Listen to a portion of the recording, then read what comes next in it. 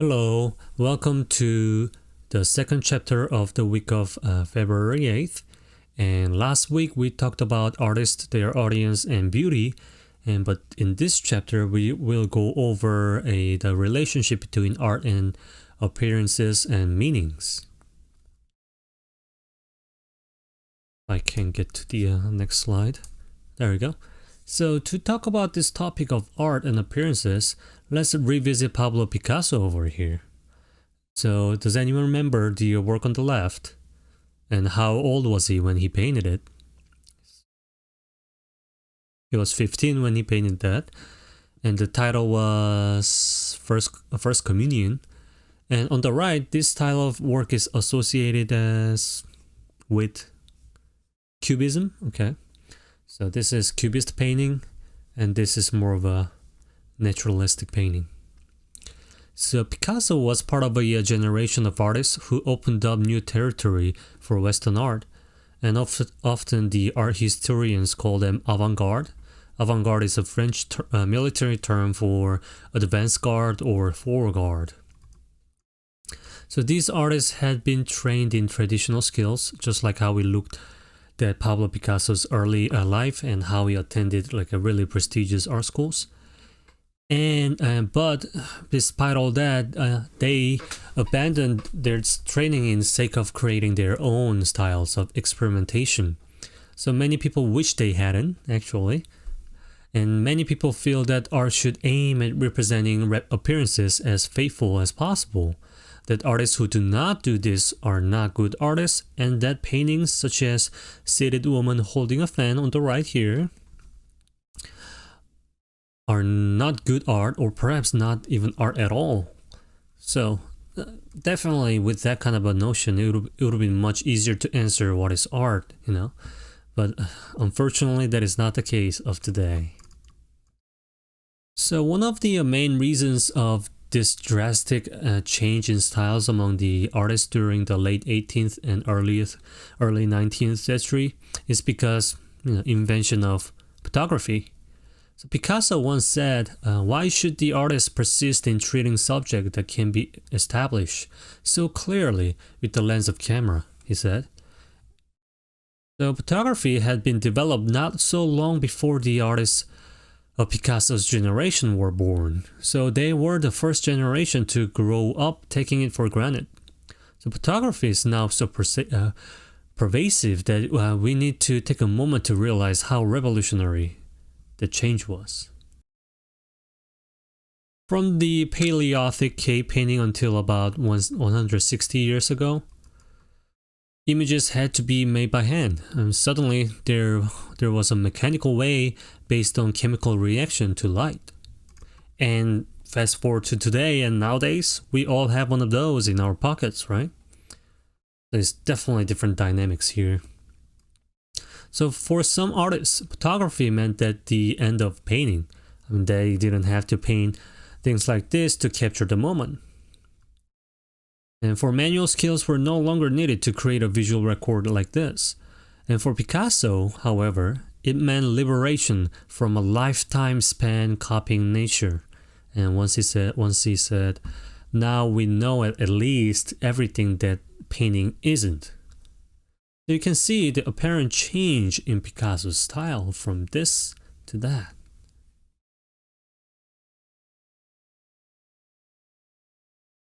Both paintings by Picasso refer clearly to the visible world, yet each has a very different relationship to it. So the First Communion is representational. Picasso set out to represent, that is to present again, and we recognize a likeness to the visible world that we see with our own eyes. And the word representational covers a broad range of approaches.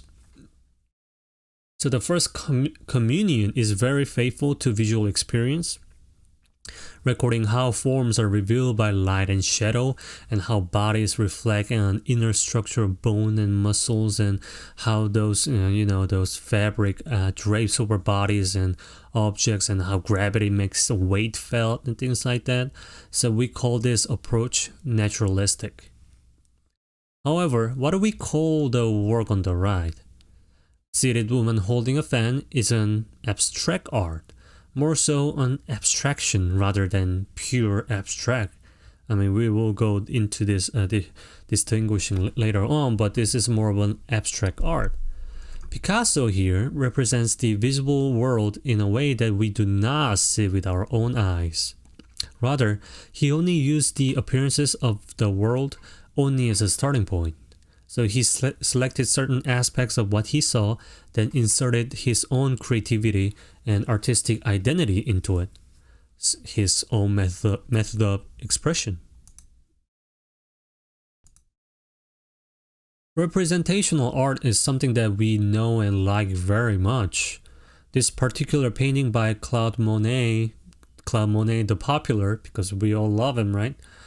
Shows this subject of water lilies, and he painted in his own style of brushstrokes. Later on became known as Impressionism or Impressionist style, and which Monet is considered as the father of, but some might disagree. And another example of highly representational style of art can be found among American Romanticism paintings such as this. So this would be neoclassical inspired, at the same time American Romanticism. So Thomas Cole here created these strikingly lifelike landscapes in an exaggerated and highly idealized view, in a way one might call it romantic. I think it's just beautiful painting, by the way, you know, just all that landscapes and things like that. Another example, as you can see in this example as well, on the left, Georges Seurat depicted a scene of a peaceful Sunday afternoon with some degree of abstraction, but not enough to make it an abstract painting. However, if you look at the Willem de Kooning's work, Woman 1, you can see the heavy degree of abstraction of the woman figure. By the way, this painting is located in the Museum of Modern Art, so if you stop by there, just take a look at this. So, like representation, abstraction embraces a broad range of approaches as well. So let's take a look at some abstract arts. So this example, Woman with Packages, Louis Bourgeois, back in 1949. Can you see the woman and her packages here? Yeah, maybe. Some might disagree though, but I see it. It is very abstracted though, to the point where we almost do not see the woman, but I can see that that's head, those two arms, and that's the package. So we still can reference it to our thinking of image of a woman. Another example, as you can see over here, another painting by Willem de Kooning, and you still see the woman, right? So there is the face and the figure and maybe arm and here and there. So, by the way, this painting is located in the Wetherspoon Museum of Art at UNC Greensboro, and it is their most famous collection, and it is very, very, very important piece to describe de Kooning's life and his career. So my previous professor at UNCG told me once that he went to a de Kooning retrospective exhibition in DC, and he ran into the past director of Louvre Museum.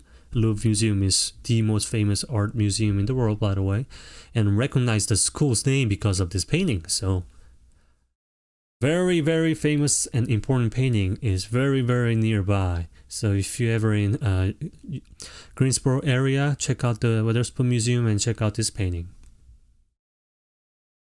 Another example of abstraction, Henry Moore. And what do you see in it? See a human figure, right? But really abstracted.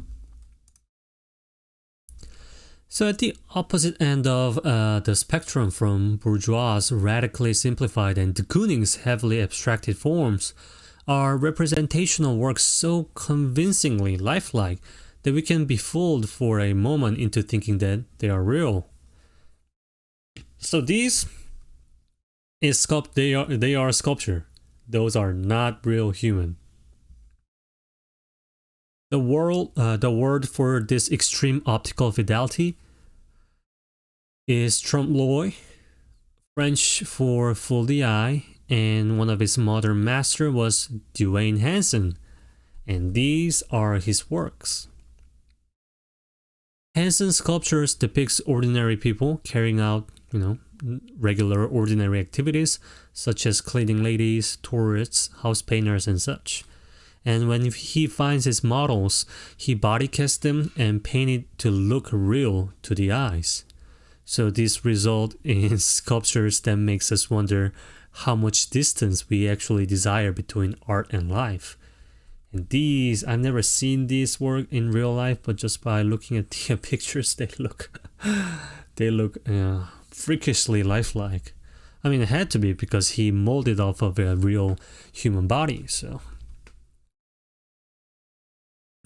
Let's just take a look at how crazy this is.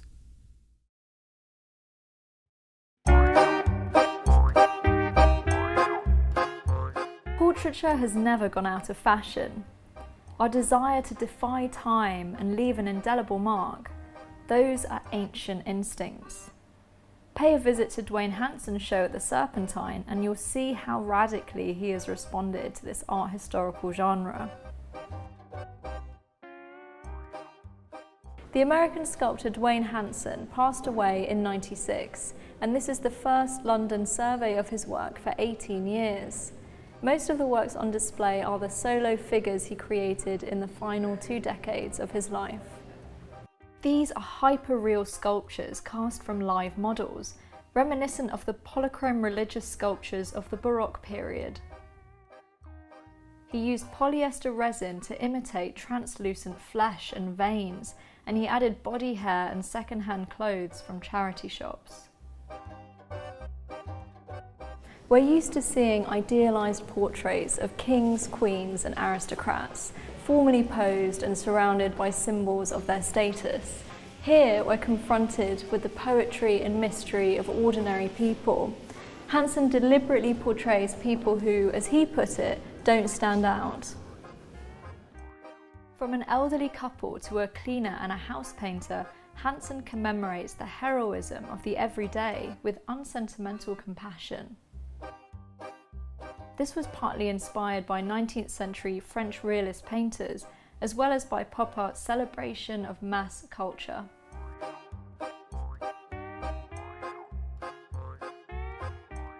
Hansen captures an unceremonious moment, extreme in its ordinariness. Each work conveys the authenticity of human life in all its fleetingness, far more than a posed portrait ever could.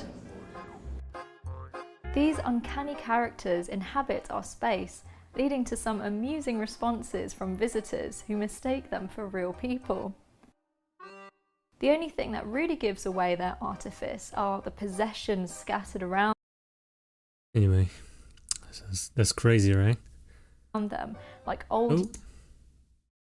Alright, so let's get into the non-representational art. So even as Picasso and other experimented with abstraction, seeing how far art could go without its ties to the visible world, other artists at the beginning of 20th century came to believe that only by abandoning these ties could art progress and realize its true nature. So instead of imitating appearances of what our eyes see, they found meanings and expressive power in the elements of art itself, as you can see in this Elaine de Kooning's work. So as you can see, there is no reference, no origins in the visual world, no relations at all. We cannot relate this to anything that we know of. This is truly non-representational or non-objective work. So some might call this type of work abstract, and works like Picasso and Willem de Kooning's abstraction, because since they still hang on to that tie to the visible world, but here it does not. So American painter and wife of Willem de Kooning, her work Bullfight over here is an example of a non-representational art. It does not rely on any representations or pictures of things or objects. And these are thick brush strokes of bright colors, and that's all that there is. And there is nothing that is recognizable. There's no ball, there's no sand, or anything. Although, we cannot make any visual relation to anything that we see in this painting, by looking at its title, we can interpret what Elaine thought as the brushstrokes expressed the movement and fear, fury, and pains and her emotion that is associated with bullfight. Another well-known and popular example of non-representational art is Jackson Pollock. So some of you might have heard of him because he's very famous. In his work and his actions or the way he's painting, you might recognize his style. So Jackson Pollock was an influential American painter and the leading force behind the abstract expressionist movement in the art world. So they even made a movie about him back in 2000. I thought it was a cool movie. So if you have like 2 hours to kill, check it out. And let's take a deep dive into Jackson Pollock's life, because I think he's a very interesting painter. At the same time, it is, I mean, you need to know who he is to have like any kind of an intellectual conversation, I think. So let's take a look. In 1947, Jackson Pollock started dripping, flinging, scattering, and pouring paint onto canvases spread across the floor. Some thought it was lunacy, but the most influential voices thought it genius. That's the legacy that has prevailed. That's why you've heard of him and see his work in museums. That's why a single one of his paintings can sell for $50 million. But when you find yourself in front of one of his paintings now, what do you do with it? How do you look at this and derive some sort of something from it? Why does it matter? And what does it mean now? This is the case for Jackson Pollock.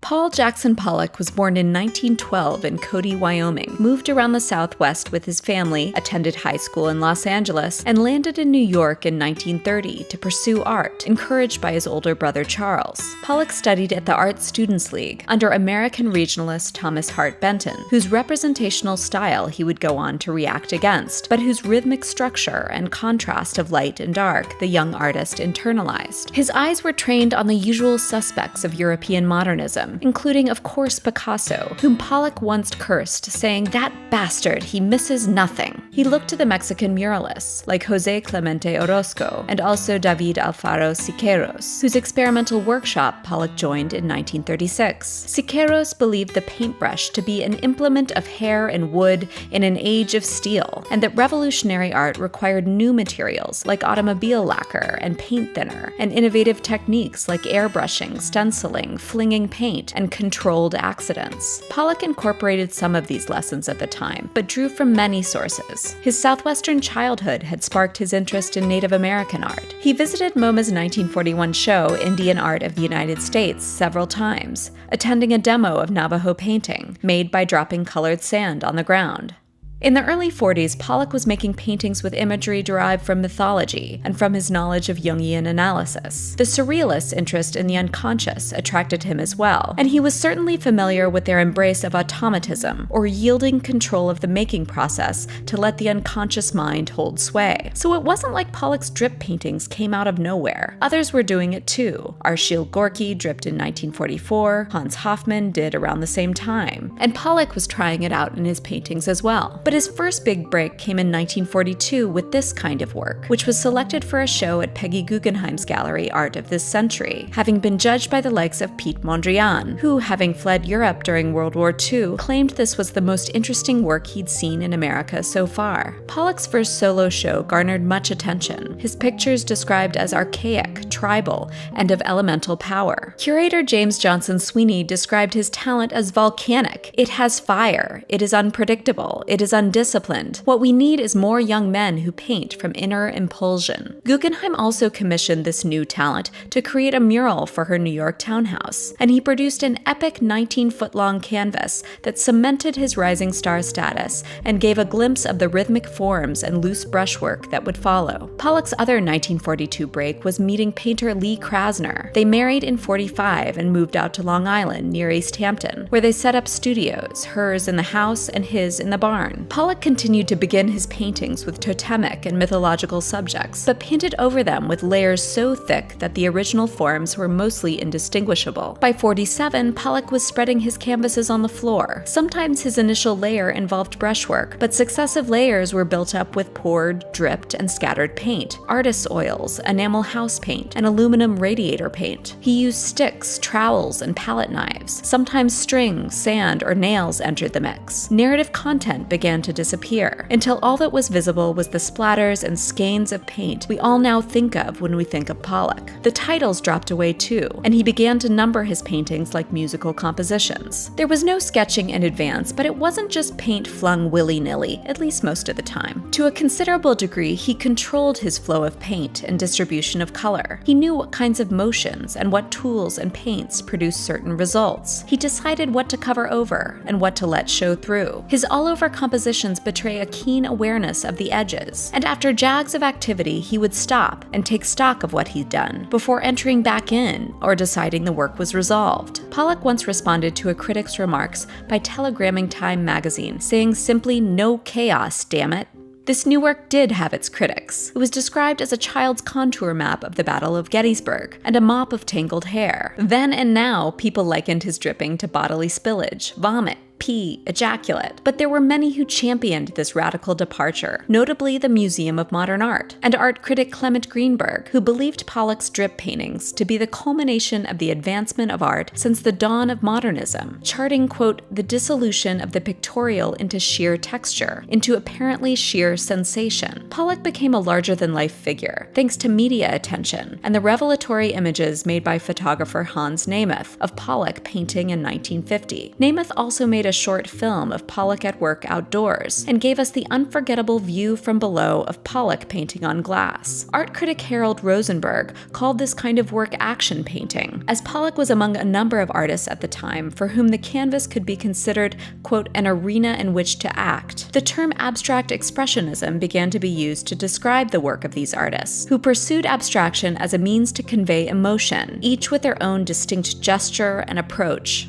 World War II had been hell, and for Pollock and his ilk, still lifes and portraits were now insufficient. Echoing Siqueiros, Pollock explained, new needs need new techniques. Today, painters do not have to go to a subject matter outside themselves. They work from a different source. They work from within. He had a productive pocket of years, and would return to representation with a series of paintings from 51 and 52, made with black enamel and a turkey baster, oscillating between abstraction and figuration. But in his last years, he made work only sporadically, struggling with the alcoholism that plagued him throughout his life. Pollock was at the wheel when he died in a car accident in 1956 at the age of 44, throwing his mistress from the car and killing her friend. Then and now, Pollock's brief but brilliant career was emblematic of the post-war American boom, a country no longer culturally subservient to Europe, but defining its own terms. Pollock symbolized American fearlessness and freedom, so much so that his work and that of his peers was promoted during the Cold War as proof of what was possible in a democracy, no matter that Pollock had been a member of the Communist Party. There's a tendency to think of Pollock's breakthrough as cutting the 20th century into halves, a before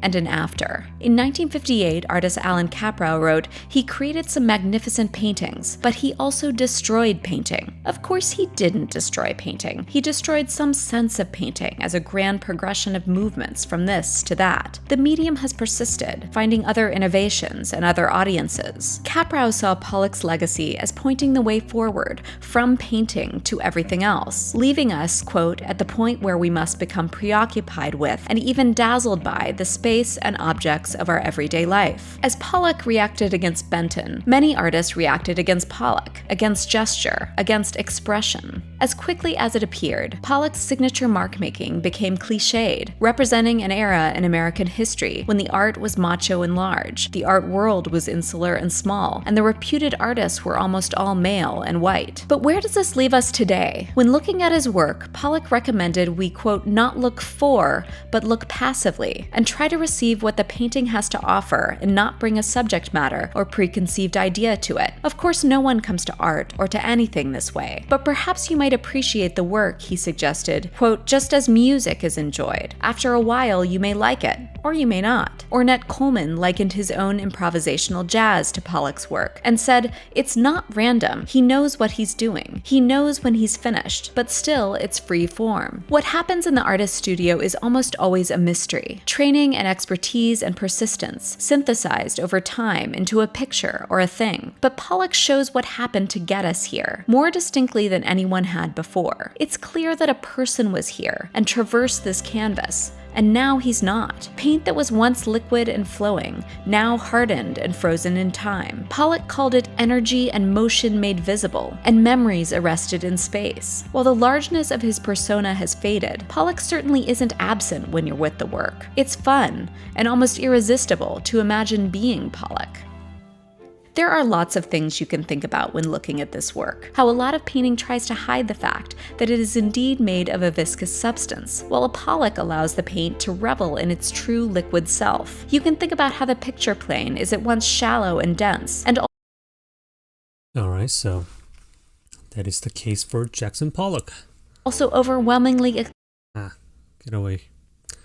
Alright, let's get into the next topic that we're going to be talking at. And this is probably going to be the biggest thing that we need to talk about, which is going to be art and meaning. So we see this guy again, right?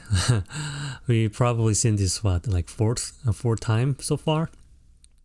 So this work is called Comedian, and it was exhibited in Art Basel, Miami Beach back in 2019. So when we look at an artwork, our mind instantly question it, what is it trying to say? So what is this, when we look at this banana, our mind instantly go and ask, what is this about? What is this? What is the artist, behind this is trying to say? As though the artists were trying to tell us in images what they have said more clearly in a few words. So as you can see in this example, meaning in art is rarely so simple and straightforward. Rather than a definitive meaning that can be found just once and for all, art inspires interpretation that are many and changeable. So according to some theories of art, meaning is what distinguishes art from other kinds of skilled making. Art is always about something, and one brief definition of art, in fact, is embodied meaning. So it would be correct for us to wonder what artist is trying to say when you look at a work like this. But we may misunderstand where meanings can be found or underestimated their own role in making it.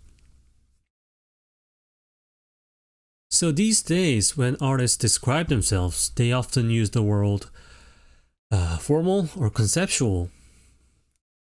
The form is the physical appearance of the work, everything the eye registers about it, such as color, shape, and internal organization. So in this case, a banana, yellow, long, curved, gray, things like that, diagonal.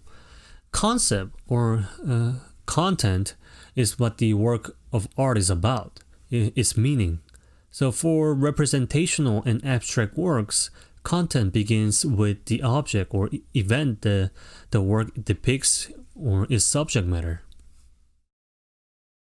If you're curious about what this is all about, do your own research. I don't want to, tell you guys. That'd be too easy, right? So let's take a look at some examples. So these two paintings allows us to explore the intimate relationship of form and content. So both feature the same subject matter, yet their form clearly differs, and thus their meaning diverges as well. So this painting by Giorgione, called Adoration of the Shepherds, what appearances is this painting? Is it a non-representational or naturalistic?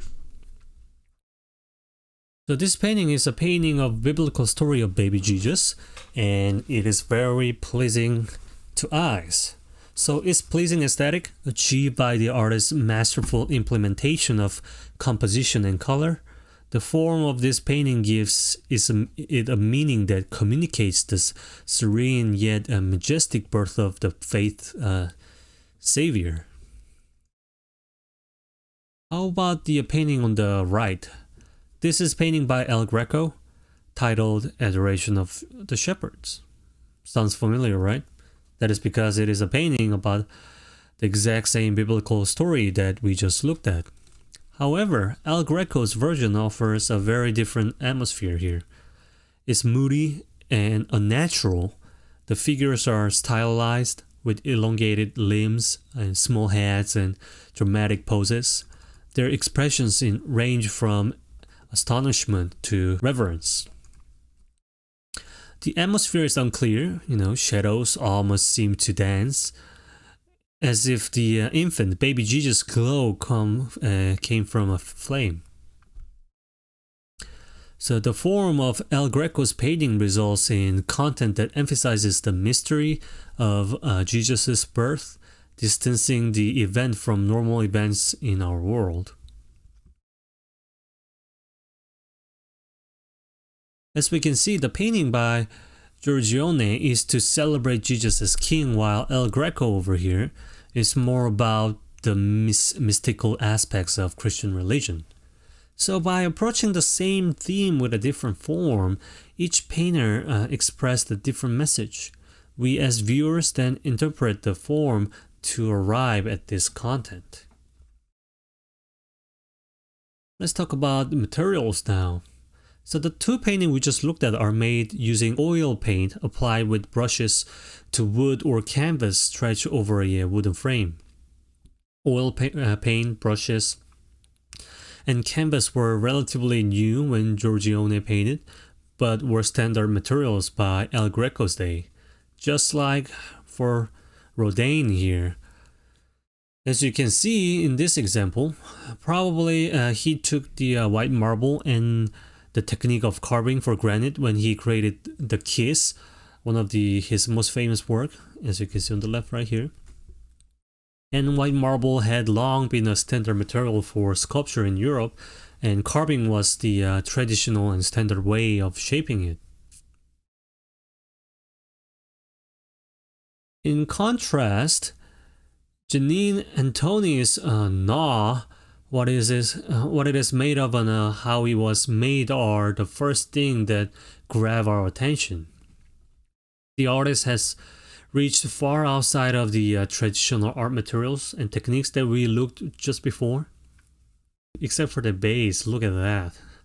But anyway, and her choices are fundamental to the work's content. So in this case, this is a 600-pound cube of chocolate. Yes, it's a chocolate. I'm not sure how she got it, but that is a lot of chocolate. And a similar one of lard, like this. Each gnawed by the artist herself. The chewed portion of lard were made into lipsticks, and the chocolate was made into heart-shaped partitioned boxes for fancy gift chocolates, such as like this. And that is, the lard was made into the lipsticks. So these are displayed in a nearby showcase as though in an upscale boutique. Chocolate has strong associations with love as both a token of affection and a substitute for it. Excuse me. And what about lard? Lard summons up obsession with fat and self-image, which in turn are linked to culturally imposed ideals of feminine beauty, as is lipstick. Gnaw is about the gap between the prettified commercial world of romance and the private, more desperate craving it both feeds on and causes. The gnawed blocks of chocolate and lard resemble the base of Rodin's statue after the couple has gone, and perhaps that is part of the message as well. The kiss wants to convince us that love is beautiful and that we are beautiful when we are in love. Not always, Gnaw replies. And the romantic illusion that works such as the kiss inspire are part of the problem actually. So this is the really barely difference between the use of materials. Here is a lard and this is marble, which was the de facto materials for making sculptures since ancient times. Let's talk about this work, shall we? Piss Christ by Andres Serrano back in 1987. It depicts a small plastic crucifix submerged in a small glass tank of, you guessed it, artist's urine. As you can see, this work of art generated huge controversy, as you can see why. And someone even tried to break this thing, the casing, and that would have been pretty, right? All that, or that decades long urine just spilling out to the gallery floor. Oh my god, I can only imagine, right? Alright, so let's take a look at the next topic. So in talking about form and content in the paintings of the Adoration of Shepherds, we relied on something so basic that we may not even have noticed it. So we, individuals who have had a tremendous exposure to Western culture, instantly recognized the subject matter, which was a story from Bible. The title was the starting point, so we looked at the title and it was the Adoration of the Shepherds. And then we looked for the elements in the paintings that represented it. So we know what shepherds look like, and we can tell the glowing infant is baby Jesus, and figures with wings are angels, and the woman is Mary, and older man is Joseph, and all that stuff. We all know this from our Sunday schools, right? So this kind of a background information about subject matter is the domain of iconography. The word iconography literally means describing images. So iconography is an important activity because it helps us to understand meanings that we might not be able to, get without it. So for example, unless you have previous knowledge in Buddhism, you will not recognize the subject matter of this sculpture right here. Nowadays, we are living in a world of global information, a sea of information due to internet and things like that. So most of us living in Western world can recognize this subject matter, which is Buddha. However, if you were to show this to, say, people living during Renaissance, do you think they would have, recognized it? So to understand the content of his work, we must read the parts of the image that helps us to identify it. And these signs or symbols within the work help us to arrive at the object's meaning or artwork's meaning. Alright, so let's break it down one by one, shall we? So first, the title, who is Amida Buddha. In the Buddhist faith, a Buddha is a fully enlightened being. The historical Buddha was a spiritual leader who lived in India around 6th century BCE, and his insights into the human condition form the basis of the Buddhist religion. So we could have identified this figure as Buddha probably even without the title, right? The iconography of the historical Buddha image was established early on and became a convention through the centuries. So we know that he likes to wear this robe, a single garment draping from his left shoulder. He sits this cross-legged position of meditation, and his ears are elongated because, according to the legend, he used to wear heavy earrings as an Indian prince. And this hairdo right here. His hairdo right here. Remember the name. Hairdo is called Ushinisha, which symbolizes his enlightenment. And the hand gesture is the gesture that symbolizes Buddha's teaching. So the iconography of this statue is somewhat easy to read because it has been unbroken tradition for a statue of Buddha. They all look like this pretty much. So in Western world, one of the unbroken tradition would be depicting the Virgin Mary and her wearing blue clothing.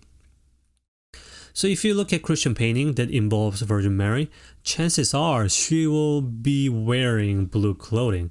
Actually, I've never seen a Mary depicted not wearing blue. So if you know one, just let me know. That is because the color blue has a deep biblical roots in the Old Testament. So if you take a look at the book of Numbers, there is actually a mention of the color blue. So for the people of Israel, blue brings to mind the following of God's commandments as opposed to person's selfish will.